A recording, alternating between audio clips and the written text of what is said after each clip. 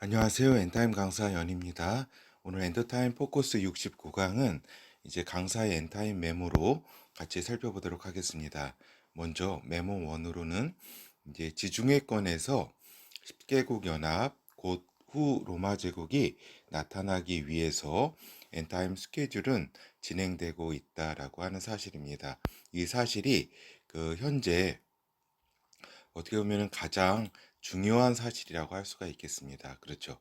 그러니까 이제 지중해권에서 10개국 연합의 그러한 이제 나라가 이제 출연하기 위해서 지금의 여러 가지 이제 국제적 흐름, 그런 엔타임 스케줄이 진행되고 있는 것이다라고 하는 겁니다. 이 부분이 가장 이제 중요하다. 왜냐하면은 적그리스도보다도 먼저 출연할 것이기 때문에 그렇다라고 하는 겁니다. 그렇죠. 그래서 우리가 보면은 마지막 때 임박기, 지금이 마지막 때 임박기잖아요. 그죠? 그래서 이러한 임박기에 국제 지정학의 초점은 결국에는 후 로마 제국의 출현이다라고 하는 겁니다. 많은 여러 가지 일도 있고 뭐 우크라이나 사태도 있고 또 뭐 여러 가지 뭐 지금 뭐 북한의 파병이다 해가지고 여러 이야기도 있고 하지만 결국에는 그 초점이 이러한 이제 방향을 이러한 이제 모습을 형성하기 위해서 이제 진행되고 있는 것이라고 하는 사실을 우리가 분명히 알아야 된다라고 하는 거죠. 그거는 다니엘서 2장의 사람 형상 우상 예언, 여기에는 열 발가락의 나라죠. 후로마 제국은. 그 다음에 다니엘서 7장 네 짐승 예언, 그 중에서도 네 번째 짐승, 그러니까 로마 제국을 의미하죠. 특별히 후 로마 제국, 앞으로 이제 나타날 이러한 10개국 연합으로서의 후 로마 제국이 성경에 이렇게 예언되어 있기 때문에 이것이 이제 반드시 예언된 성경이 지금까지 예언을 성취한 것처럼 이 예언이 성취될 것이다라고 하는 것입니다. 그렇기 때문에 이러한 이제 후 로마 제국, 그러니까 10개국 연합의 모든 초점이 맞춰져야 된다라고 하는 겁니다, 우리가. 근데 아직도 공마국 전쟁으로 엔타임 스케줄을 미혹시키는 경우가 너무나 많이 있음을 보게 됩니다. 이 공마곡 이 프레임으로 이 스케줄로 보게 되면 지금 이렇게 져가고 있는 10개국 연합 후 로마 제국을 이렇게 보지 못한다라고 하는 겁니다. 그렇기 때문에 이게 매우 이제 위험한 미혹이다라고 하는 사실을 우리 독자 여러분들은 여러 이제 강의를 통해서 여러 번 말씀드렸기 때문에 잘 알 것입니다. 그렇죠. 그러면은 이러한 사실은 또 지난 강의에서도 말씀드렸지만 마지막 때의 엔타임 시기는 어때요? 엔타임 핵심 지역은 중동 지중해 지역이라고 말씀드렸습니다.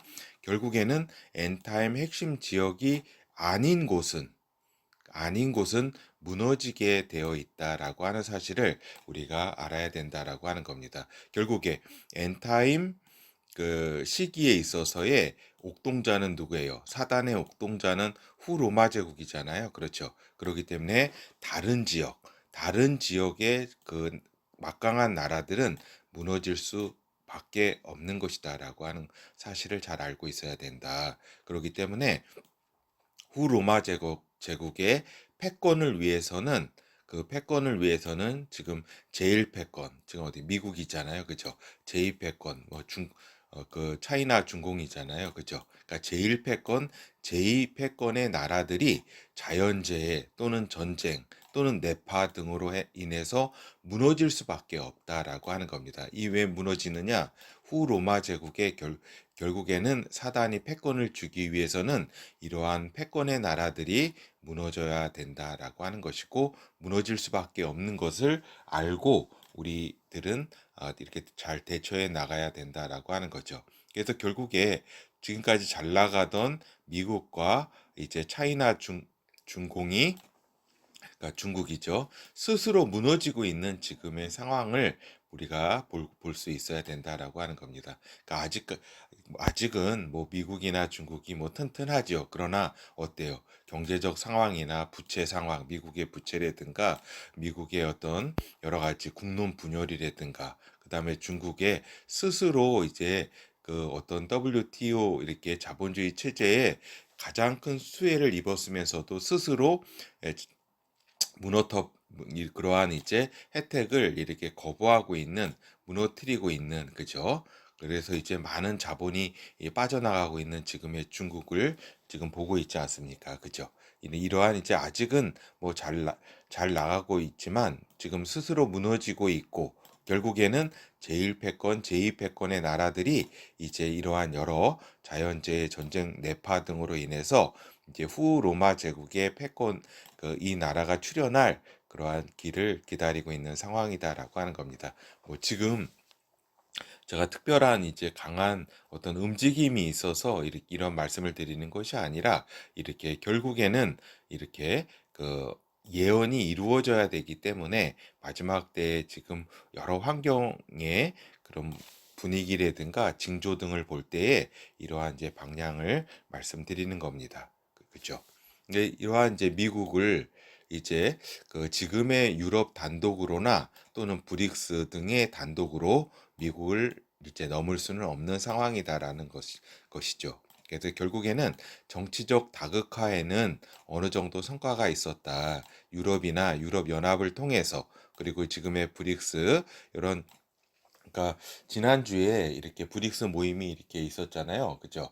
이러한 이제, 그렇지만은 이렇게 단독으로는 이렇게 미국을 넘을 수는 없다라고 하는 겁니다. 그래서 지금의 유로화의 도전이 있었고, 유럽 단독으로 유로화의 도전이 있었고, 또 브릭스가 또 여러 가지 위안화를 통해서 이런 도전을 이렇게 기획하고 있으나 미국을 넘을 수는 없는 상황이다라고 하는 것입니다. 그렇죠. 그러나 이제 어떻게 될까요? 이 두 이제 그렇죠. 어떤 10개국 연합의 나라들과 이 브릭스 여러 나라들이 나중에 뭉치게 될 거라는 것을 우리가 이제 예상해 볼 수가 있겠습니다. 그럴 때 미국은 과연 어떻게 될 것인가? 그죠? 그래서 메모 이제 두 번째 메모로서 우리가 이제 후 로마 제국 10개국 연합은 출현이 이제 몰고 오게 될 어떤 정치, 경제적 어떤 변화, 그런 변화를 이렇게 우리가 생각해 볼 수 있겠다라고 하는 것입니다. 그러니까 예상해 보는 거죠. 그렇죠. 그래서 후 로마 제국 10개국 연합은 결국에 이 10개국 연합이 지중해 지역에서 이제 출현하게 되면 이제 브릭스 이제 플러스와 브릭스, 그러니까 브릭스와 브릭스 플러스와 연대를 이룰 것이다라고 하는 겁니다. 그렇죠. 이러한 상황이 오게 되면은 어때요? 달러 지위에 급격한 변화가 있게 될 것이다라고 하는 겁니다. 그러니까 지금 유럽 혼자 되지 않았잖아요. 유로화로. 그죠? 그리고 브릭스가 위안화로 어떻게 해보려고 그랬지만 되지 않았다라고 하는 거죠. 그런데 이제 이후 10개국 연합, 지중해 지역의 10개국 연합이 출현하면 가장 센터에 서게 되는 나라가 어디예요? 터키. 터키가 이제 센터에 서게 됩니다. 그러니까 여러 이제 브릭스 나라들과의 어떤 연대에 있어서 굉장히 앞장서게 되는 거죠. 왜냐면은 이 10개국 연합에도 이제 터키가 속하게 될 것이고, 또 브릭스에도 지금 어떻게 보면은 파트너 국가로 지금 속해 있기 때문에 이러한 이제 큰 어떤 역할을 하게 될 것이다라고 하는 거죠. 그리고 이제 전자화폐 기반의 새로운 기축통화 시스템을 구비할 것으로 예상이 된다라고 하는 거죠. 그러니까 전자화폐 기반으로 해서 새로운 기축통화 시스템을 만들게 되면은, 왜냐면은 만들게 되면 달러 지위에 있어서 큰 이제 변동이 있을 것이다. 라고, 큰 부딪힘도 있게 될 것이다라고 하는 거죠. 그래서 이제 미국의 여러 상태와 또 달러 지위가 이때에는 급격한 변화가 이제 후 로마 제국이 출현 후에 있게 될 것이다. 그 전에는 뭐 힘들죠. 왜냐면 국권이 이제 버티고 있으니까. 그래도 아직도 이제 미국이잖아요. 그죠? 그리고 이제 후 로마 제국과 연대 세력, 그러니까 브릭스 플러스 등은 이제 엔타임 기간 이제 중반에 세계를 장악하게 된다라고 지난 여러 강의를 통해서 말씀드린 바 있습니다. 후 로마 제국은 적그리스도의 직할 통치하는 그러한 이제 제국이고, 이제 연대 세력으로서의 뭐 이제 브라질, 러시아, 인도, 차이나 중공, 남아프리카 공화국, 그죠? 그리고 플러스 세력들, 그죠? 그러니까 여섯째 나팔 전쟁을 통해서, 그러니까 요한계시록 9장의 여섯째 나팔을 통해서 이스라엘과 세계를 일시에 장악하게 된다. 이 장악하게 되는 주축 세력이라는 것을 우리가 이제 전에 한번 여러 번 또 말씀을 드린 바 있습니다. 그래서 예전부터 강의로 말씀드렸듯이 10개국 연합 후 로마 제국은 작은 뿔 적그리스도가 전 3년 엔타임 전 3년 반 기간 동안에 복속을 시키게 된다라고 하는 겁니다. 그러니까 10개국 연합이 나타나고 여러 번 말씀드렸습니다. 10개국 연합이 제일 먼저 나타나고 그다음에 이제 적그리스도가 나타나는데 이제 그 전 3년 반 기간 동안에 이 적그리스도가 먼저는 그 세 뿔을 장악하고 나머지 7뿔을 전 3년 기간 동안에 장악을 한다. 그래서 직활 제국을 통치하게 되고 그리고 이것이 이제 다니엘서 11장과 요한계시록 17장에 이렇게 예언되어 있기 때문에 이루어질 일이다라고 하는 것입니다. 알겠죠? 그리고 이제 이것을 복속시킨다면 그 연대 국가들 있잖아요. 연대 국가. 이 브릭스 플러스들과 함께 이제 세계를 장악하게 된다라고 하는 것입니다. 알겠죠? 그러니까 사단이 적그리스도와 후 로마 제국에 자신의 모든 능력을 주기 때문에 그렇다. 영의 세계에 있어서 이러한 일들이 있기 때문에 가능한 일이다라고 하는 것입니다. 그렇죠. 그래서 이제 세상을 리드하는 힘이 그죠. 세상을 리드하는 힘이 적그리스도와 후 3년 그러니까 후 로마 제국에 몰리게 된다라고 하는 것입니다. 그래서 서방을 지금 대표하는 G7도 크게 위축이 되며 결국 엔타임 시기에 있어서는 위축이 되며 결국에 10개국 연합의 협조 국가로 전락하게 될 것으로 예상이 된다라고 하는 것입니다. 그죠?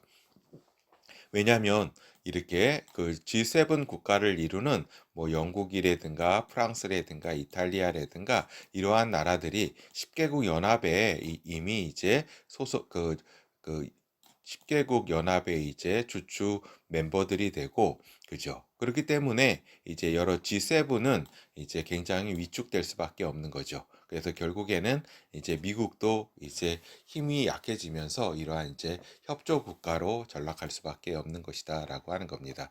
그렇기 때문에 이 부분은 그러면은 그러한 나머지 이러한 이제 그 10개국 연합과 그 10개국 연합의 그 연대 국가에 들지 않는 그 서방의 여러 이제 G7에 속했던 캐나다, 미국이라든가 이런 나라들은 어떻게 해야 되는 거는 요 뒤에 이제 한번 추가적 메모를 통해서 우리가 같이 생각해 보도록 하겠습니다.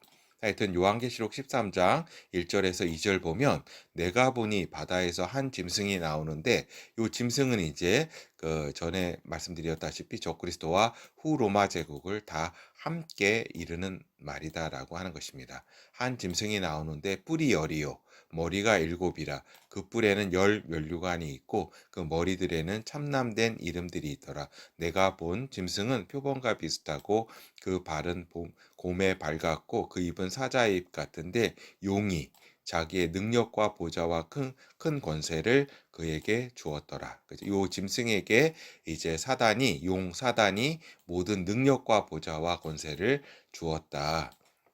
그렇기 때문에 엔타임 시기에 있어서 적그리스도와 후 로마 제국은 이제 세상을 지배하게 된다라고 하는 겁니다. 이 후 로마 제국은 이제 10개국 연합에서 이제 뭐예요? 이제 후 3년 반을 지나 그 시기에는 어때요? 적그리스도 제국으로 이제 완전히 전 세계의 중심 전 세계를 다스리는 전 세계가 적그리스도 제국인데 그 제국을 다스리는 중심 제국 어떤 세력이 되는 거죠.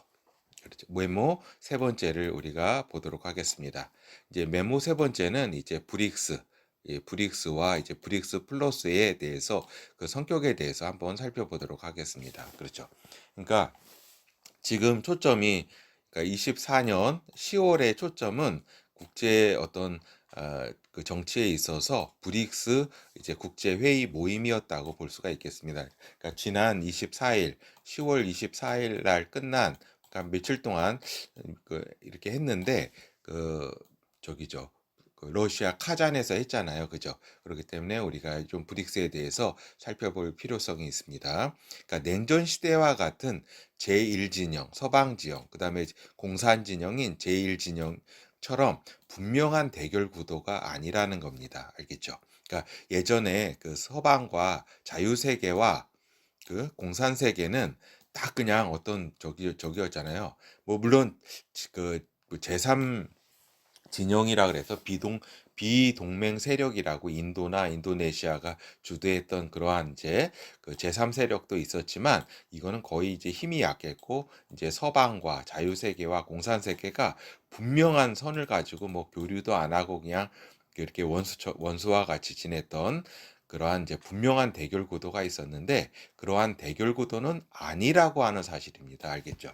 그러니까 다양한 국가적 이익을 배경으로 합종 연행의 모습을 띠는 국제기구라고 하는 겁니다. 그러니까 여기에 브릭스에 들기도 하고 또 다른 여러 이제 그 여러 모임에 들기도 하고 막 이런 거지 완전히 이제 요 브릭스라 그래가지고 완전히 뭐 미국과 척을 진다던가 뭐 원수로 지낸다던가 이런 것이 아니라고 하는 것입니다. 알겠죠?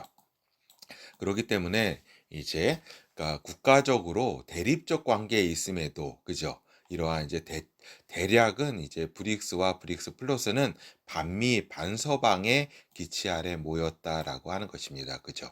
그래서 인도와 이제 차이나 중공이 굉장히 원수 아니에요. 그잖아요. 그 카시미르 지역 영토 분쟁 그 거기가 영토 분쟁이 있듯이 그 원수지간이지만 또 여기서 잘 그 모여가지고 같이 저기 아니에요. 그 인도 이게 그 차이나 그죠? 이렇게 같은 이제 주요 멤버라고 하는 겁니다. 그죠? 그리고 또 인도와 파키스탄 원수지간 아니에요. 그렇지만은 다 여기 이제 파트너 국가 파키스탄 됐잖아요. 그죠? 그리고 같이 이렇게 그 있다, 속해 있다라고 하는 겁니다. 그리고 이란, 사우디, 중동 패권을 둔 어떤 두 나라 아니에요. 그렇지만은 이렇게 다 이 진영에 같이 어떤 파트너 국가로 또 같이 속해 있는 것이다라고 하는 것입니다. 그래서 이 내에서도 대립적 관계에 있지만, 그죠? 또 이렇게 같이 들어가서 반미 반서방의 기치 아래 모임을 갖게 되는 것이다라고 하는 겁니다. 그러니까 기존에 이러한 냉전 시대와는 신냉전이라고 지금 하지만 뭐 신냉전이라고 표현했지만 그런 냉전 시대와 같이 그렇게 분명한 어떤 진영으로 나눠지는 것이 아니라 다양한 모습으로 구성이 된다라고 하는 것입니다. 알겠죠? 그러니까 이란만 해도 미국과는 사이가 안 좋잖아요. 사우디는 미국과 이렇게 여러 우방이고 그렇죠.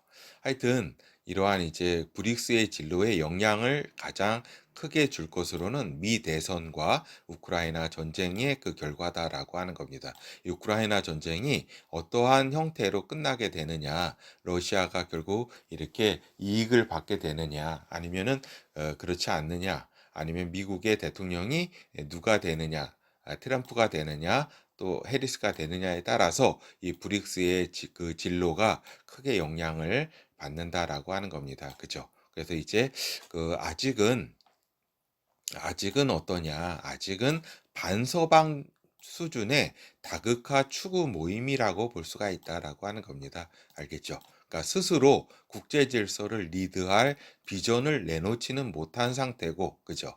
그러니까 미국이라든가 서방은 그래도 자유민주 질서, 그다음에 시장 경제라든가, 그다음에 여러 가지 그 서방 가치, 자유와 뭐 여러 가지 있잖아요. 그러니까 세계를 리드할 비전을 이렇게 그래도 지금까지 내놨잖아요. 그죠?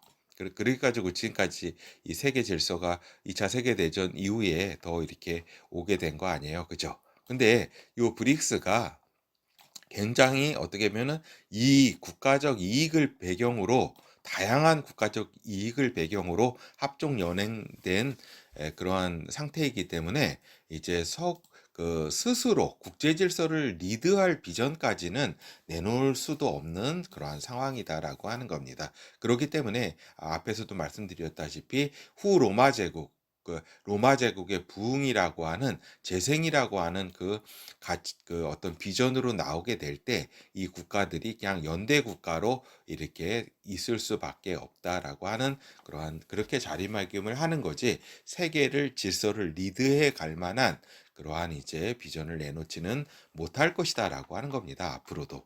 그래서 서구가 무너지지 않은 상태에서 세계 패권은 잡기 어렵다. 그래서 결국에는 그 정치적, 경제적, 문화적 이러한 비전이 있어야 되잖아요. 그죠? 그러니까 정치적으로나 경제적으로나 문화적으로 이제 서방을 미국과 서방을 대체할 수는 없다. 하나의 다극 체제 중에서 그래도 여러 가지 2, 3, 4위 그 정도는 할 수 있겠죠. 그렇지만은 어떠한 이제 기존의 어떤 세계를 무너뜨릴 수는 없는데 이제 그 지중해 지역에 10개국 연합이 출연하게 되면은 그 나라가 세계 질서를 리드하면서 이 연대 국가가 됨으로써 어떤 가치 힘을 발휘하게 될 것이다라는 것입니다. 하여튼 그러나 이 브릭스가 그러나 자원 보유량이라든가 인구 수라든가 이 서방은 인구가 아이를 낳지 않기 때문에 선진국이기 때문에 감소하잖아요. 그렇지만 여기는 인도,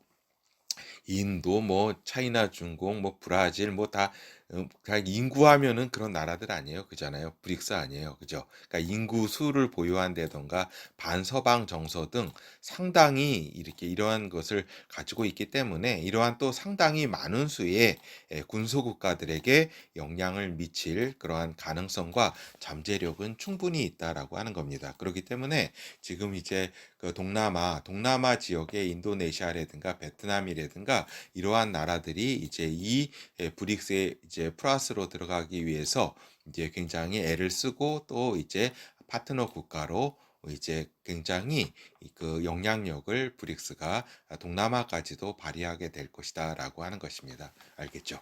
그래서 우리가 보면은 잠시 살펴보면은 우리가 그죠? 인터넷 자료를 잠깐 보도록 하겠습니다. 그러니까 위키백과에 보면은 이렇습니다. 2009년에 생겼죠. 2009년에 이제 저기 브라질, 러시아, 인도, 중화인민공화국, 남아프리카 공화국 등이 이제 모여가지고 이제 저기죠. 하나의 이제 그 저기 하나의 지금 큰 모임이 성장해 왔죠.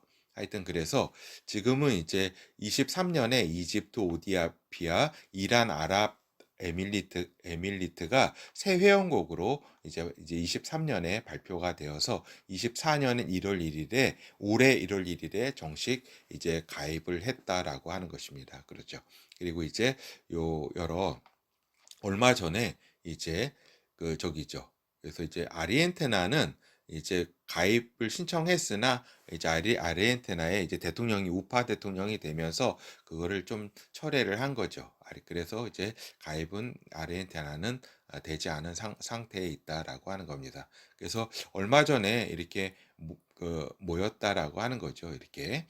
그리고 이제 우리가 대외 경제정책연구원에서 24년도 카잔 브릭스 정상 회의의 주요 내용과 시사점을 한번 이렇게 우리가 살펴보는 것이 중요하다라고 하겠습니다. 그러니까 대략 24년은 이제 브릭스가 글로벌 무대에 등장한 지 18년이 된 회의자, 이제 브릭스 플러스 이제 구성하에 여러 이제 더 회원 수도 9개국으로 늘었고 또 파트너국도 여러 나라들이 파트너국이 되었다라고 하는 겁니다. 그렇죠. 그래서 지금 이집트, 에티오피아, 이란, 아랍에미리트는 회원국이 되었다고 앞에서도 말씀드렸습니다. 하여튼 그래서 요 9개국 브릭스 9개국 회원국은 이번에 카잔 선언을 통해서 그러니까 10월 올해 24년 22일부터 24일까지 했네요. 하여튼 16차 브릭스 정상회의를 통해서 다자주의 세계 질서를 구축하겠다. 그리고 세계 및 지역 안정과 안보를 위한 협력을 강화하겠다. 그리고 경제 산업 및 금융 협력을 증진하겠다. 그리고 인적 교류 확대에 합의를 했다. 특히 글로벌 사우스와의 협력을 강화, 파트너국의 지위 신설을 통한 외연을 확장된 브릭스 내 연대 강화 및 제도 개선, 그리고 자국 통화 사용 결제 시스템 협력 확대 등의 주요 의제를 논의했다. 여기서 굉장히 이런 여러 이제 부분들은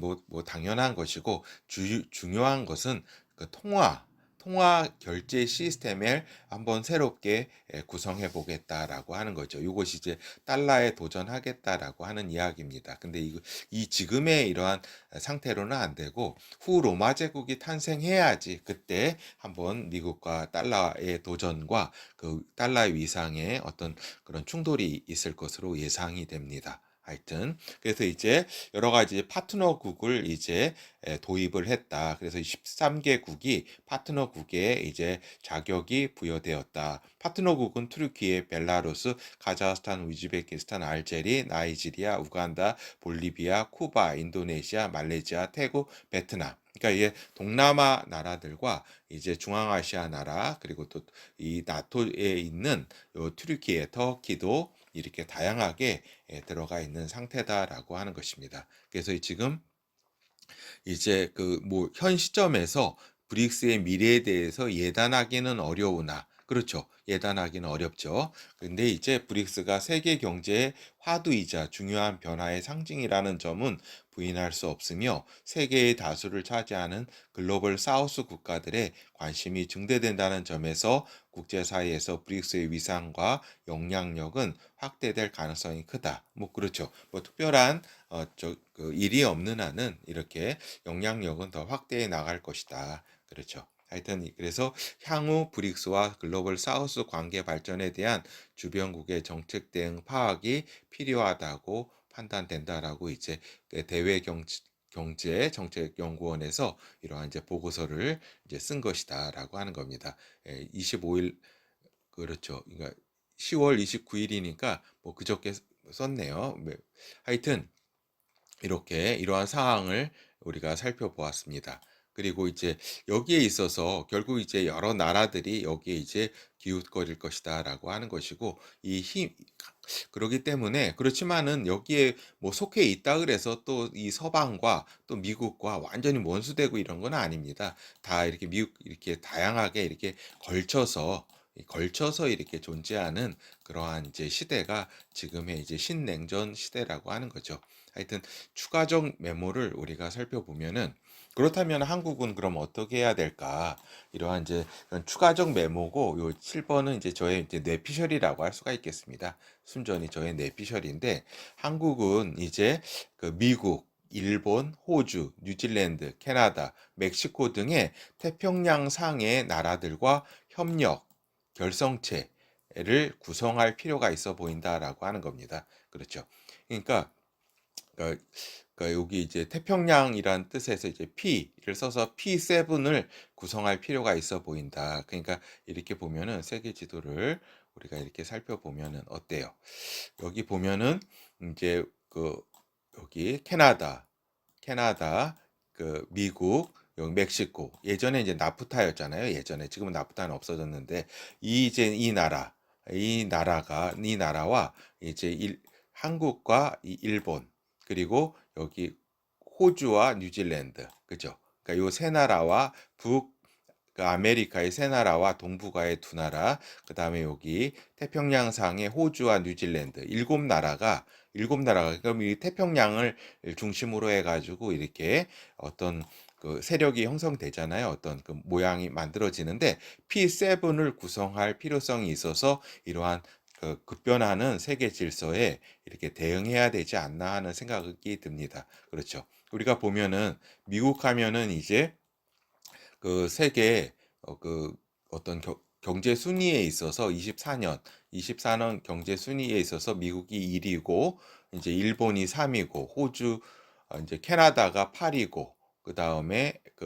한국이 13위, 그 다음에 여기 멕시코가 14위인가, 호주가 14위인지는 모르겠네요. 14위, 15위, 그러니까 이게 바뀔 수도 있습니다. 하여튼 호주하고 멕시코가 14위, 15위 하고 뉴질랜드는 조금 인구가 한 5-600만 밖에 안 되고 해서 좀 순위는 이렇게 뒤쳐져 있지만 상당히 그래도 어떠한 그 지정학적으로 또 이렇게 호주와 같이 있고 또 중요한 나라이기 때문에 이렇게 그 P7을 협력해서 거의 이제 이러한 이제 그 생존을 도모해야 되지 않을까 생각이 듭니다. 이거는 그냥 순전히 내피셜이었습니다. 그러니까 어떻게 보면은 엔타임으로 곧바로 들어가게 되면은 이것도 이제 무의미한 얘기죠. 그렇지만 이제 엔타임이 또 그런 여러 가지 스케줄이 상황은 또 우리가 또 언제 예언이 또 이루어질지 모르기 때문에 국가적으로 노력은 해야 되잖아요. 그래서 P7을 통해서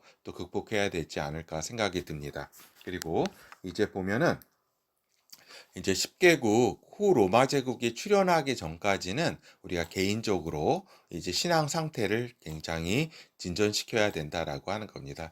그러니까 10개국 연합이 막상 출현하게 되면 굉장히 시간이 빠르게 흐르고 이제 엔타임에 급속하게 들어가기 때문에 굉장히 이제 준비가 신앙적으로 되지 않으면 매우 어렵다. 그래서 여러 가지 우리 독자 여러분도 이러한 상황을 염두에 둬서 이런 여러 신앙 상태나 이런 것을 잘 진전을 시켜야 되겠다. 또한 이제 이것이 출현하게 됐을 때는 개인적 자산이라든가 또 인간관계라든가 새롭게 재조정해야 될, 그러니까 엔타임을 이제 앞둔 상황에 있어서의 어떤 여러 재산 정리라든가 조정, 그리고 인간관계의 여러 이제 굉장히 뭐 이렇게 핵심적인 그 인간관계 위주로 이제 가족이라든가 이제 진짜 가까운 지인이라든가 이러한 이제 그런 조정을 통해서 이제 새롭게 조정해야 될 특히 자산 여러 정리라든가 그죠.